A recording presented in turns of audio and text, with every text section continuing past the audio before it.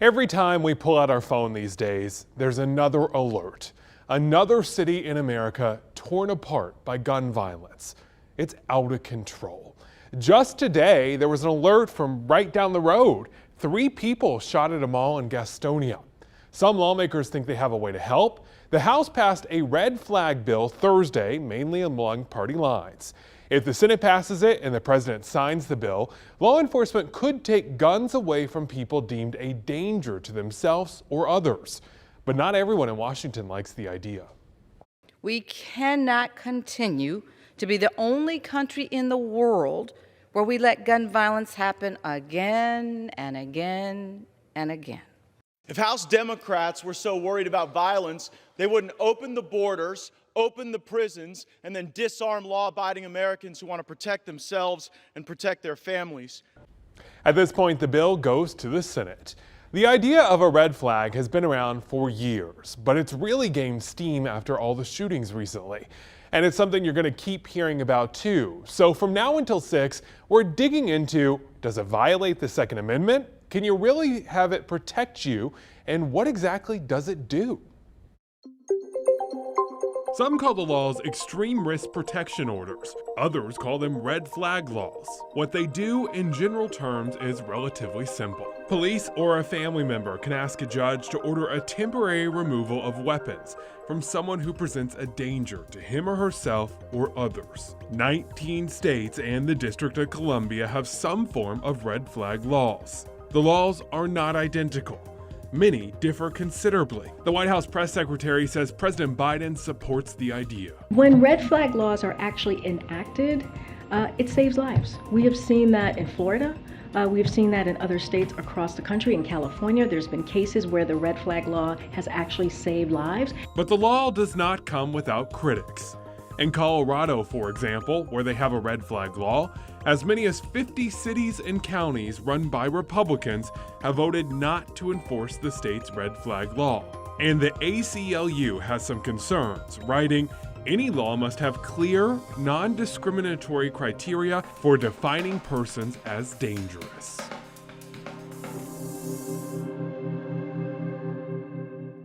So the red flag law has passed the Democratic-controlled House, but it still has to make it through the Senate, where the balance of power is split 50-50.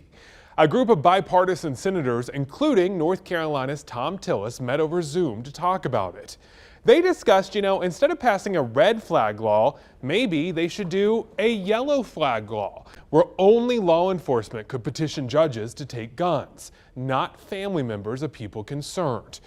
After the meeting, Senator Tillis told a newspaper in Raleigh he thinks the idea of red flag laws will ultimately be left up to the states. North Carolina's General Assembly has considered red flag laws before. In 2019, 2 bills were introduced by Democrats. They got stuck in Republican-controlled committees. While lawmakers remain pretty split on any sort of gun control measure, some ideas have broad support among Americans across party lines. A CBS News poll found about 90% of Democrats favor universal background checks. About 75% of Republicans support that measure too.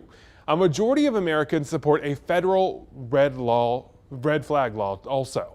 However, a ban on AR-15s remains pretty split among party lines. A CBS News review of court records in states where red flag laws have already been implemented shows wide disparities in how often the gun control measure is actually used. For example, 9 people died in a shooting at a FedEx facility in Indiana last year. They have a red flag law that might have prevented the shooter from getting a gun, but CBS News investigators found a breakdown in the system. Sheila Hull's son Brandon was troubled, so when he bought himself a gun, she used Indiana's red flag law to alert police. If you're going to red flag anybody, that would be one person to red flag. Police did take her son's gun away, but prosecutors did not pursue a red flag designation that would have prevented him from buying any more firearms. He went on to buy 2 assault rifles a few months later and used them last year to storm this FedEx plant, killing 8 before killing himself. I won't grieve his death because he made a choice to take others. So that's on him. I'll grieve for the victims because they did nothing Indiana is one of 19 states that empowers a judge to take away a firearm from anyone who poses an extreme risk to themselves or others. But Hull says a red flag law is only effective when it's enforced. One study shows in Connecticut, for every 10 to 20 firearms removed, a life is saved. And in California, there have been at least 21 cases where a red flag law disarmed someone threatening a mass shooting. Red flag laws reduce the risk of gun violence. It may not work 100% of the time, but if you can save even some proportion of those lives, that's had a real impact. In Indiana, Brandon Hull didn't even have to be deemed mentally ill to be red flagged. Do you think the victims would have been alive if this red flag law worked? I believe that 100%. While it's unclear how much red flag laws could prevent gun violence, a 2018 study found the laws do help reduce suicides.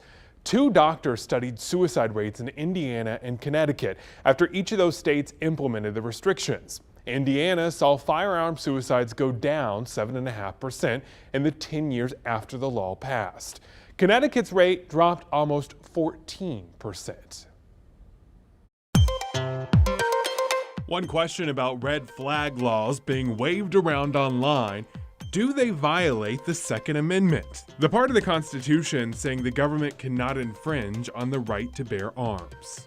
A UNC faculty member at the School of Government says there's no legal precedent on red flag laws, but previous cases dealing with other issues may let it stand. Red flag laws limit who can own guns in certain situations, like people who've had a violent history or mental illness. The UNC professor says that doesn't stop law-abiding people from owning guns, so red flag laws are most likely legal. Remember, felons aren't allowed to own guns either.